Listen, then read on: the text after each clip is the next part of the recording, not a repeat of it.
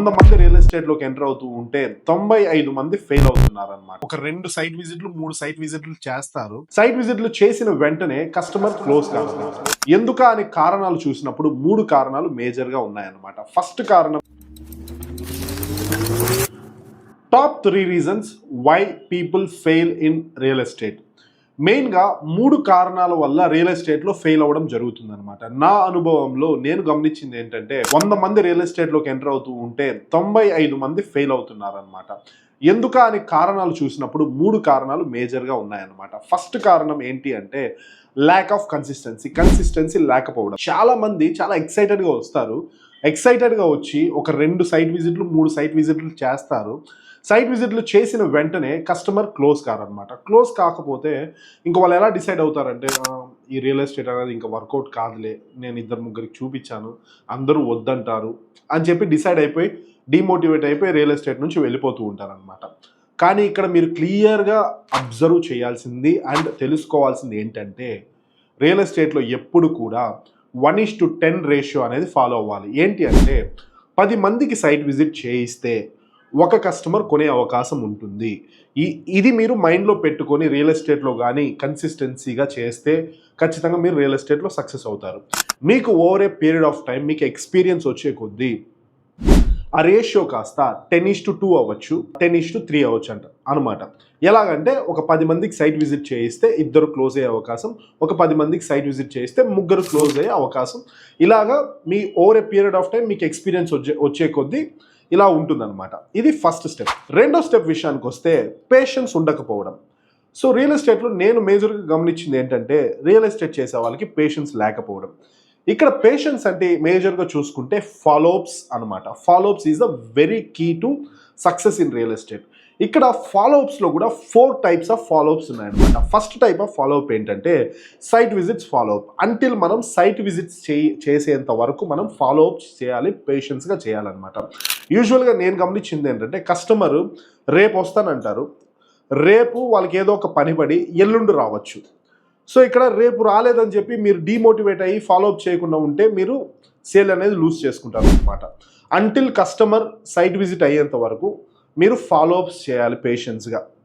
రెండోది, customer site విజిట్కి వచ్చిన తర్వాత క్లోజింగ్ వరకు ఫాలోఅప్ చేయాలన్నమాట. ఇక్కడ మేజర్గా మీరు అబ్జర్వ్ చేస్తే ఒక కస్టమరు తన జీవిత కాలంలో ఒక 15-20 లక్షలు, ఒక 10 ఏళ్ళు 15 సంవత్సరాలు కష్టపడి ఒక 15 లక్షలు 20 లక్షలు 30 లక్షలు 40 లక్షలు ఇలా సేవ్ చేసుకొని వాళ్ళు రియల్ ఎస్టేట్లో పెట్టుబడి పెట్టాలనుకుంటారనమాట. పెట్టుబడి పెట్టాలి అనుకున్నప్పుడు వాళ్ళు ఎంత కేర్ఫుల్గా ఉంటారండి, వాళ్ళ డబ్బులు ప్రాపర్గా ఇన్వెస్ట్ చేయాలి, కేర్ఫుల్గా ఉంటారా లేదా?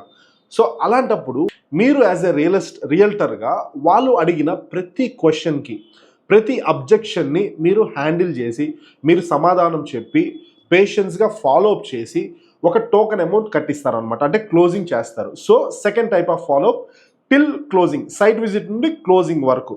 థర్డ్ కైండ్ ఆఫ్ ఫాలోఅప్ ఏంటంటే క్లోజింగ్ టోకెన్ అమౌంట్ కట్టించేస్తారండి. టోకెన్ అమౌంట్ కట్టించిన తర్వాత మళ్ళీ అగ్రిమెంట్ ప్రాసెస్ ఉంటుంది, మళ్ళీ రిజిస్ట్రేషన్ ప్రాసెస్ ఉంటుంది. సో టోకెన్ నుండి రిజిస్ట్రేషన్ వరకు ఫాలోఅప్ చేయడం అనమాట. ఇప్పుడు కస్టమర్స్ 7 రోజులు టైం పీరియడ్ అంటారండి అగ్రిమెంట్కి. సో 7 రోజుల్లో డబ్బులు అరేంజ్ కాదు, ఇంకొక 3 రోజులు, నేను 10 రోజుల్లో చేసుకుంటాను అని చెప్తారు. సో మీరు పేషెన్స్గా ఫాలోఅప్ చేయడం అనమాట. ఇంకా రిజిస్ట్రేషన్ విషయానికి వస్తే రిజిస్ట్రేషన్ యూజువల్గా 3 మంత్స్, కొన్ని కంపెనీస్ 2 మంత్స్, కొన్ని కంపెనీస్ 1 మంత్ టైం పీరియడ్ ఇస్తూ ఉంటాయి అనమాట.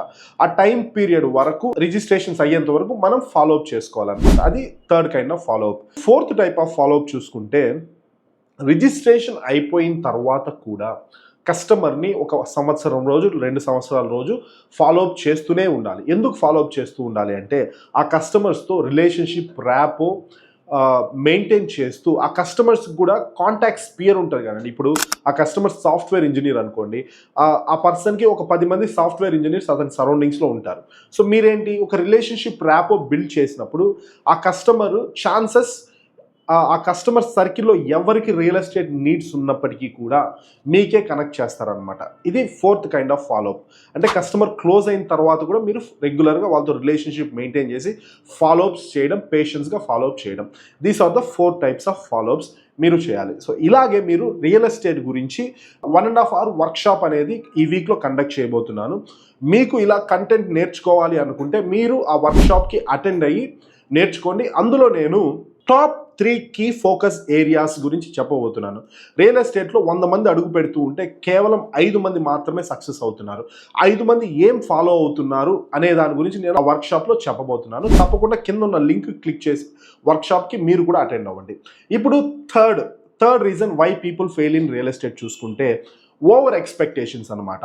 ఇక్కడ అగైన్ త్రీ కేసెస్ ఉన్నాయన్నమాట. ఫస్ట్ థింగ్ ఏంటంటే యూజువల్గా రియల్ ఎస్టేట్లోకి ఎలాంటి టైప్ ఆఫ్ పీపుల్ వస్తుంటారు నేను గమనించింది ఏంటంటే వాళ్ళు చాలా కష్టాలు అనుభవిస్తూ ఎవరో ఒకరు చెప్పింటారు అనమాట రియల్ ఎస్టేట్ చేస్తే లక్షల్లో డబ్బులు వస్తాయని చెప్పి.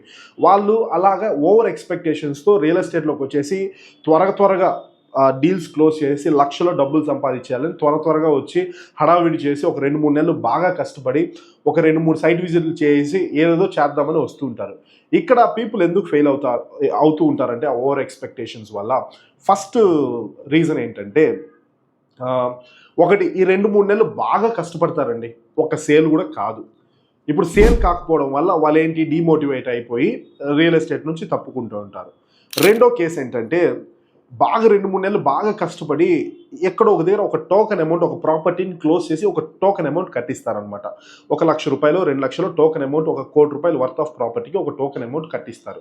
కట్టించిన తర్వాత ఆ ప్రాపర్టీలో ఏదో లిటిగేషన్ ఉందో లేకపోతే కస్టమర్కి డబ్బులు అరేంజ్ కాకనో ఆ డీల్ నుంచి వెనక్కి వెళ్ళిపోతారనమాట. వెనక్కి వెళ్ళిన తర్వాత అప్పుడు ఆ పర్సన్ ఏంటి ఆ రియల్టర్ ఎలా ఫీల్ అవుతాడు, డిమోటివేట్ అయిపోయి ఈ రియల్ ఎస్టేట్ వర్కౌటే కాదురా, ఈ రియల్ ఎస్టేట్ మనకు సెట్ కాదురా, ఇది లక్ ఉన్న పీపుల్కే వర్కౌట్ అవుతుందని చెప్పి రియల్ ఎస్టేట్ నుంచి వెనక్కి వెళ్ళిపోతుంటారు.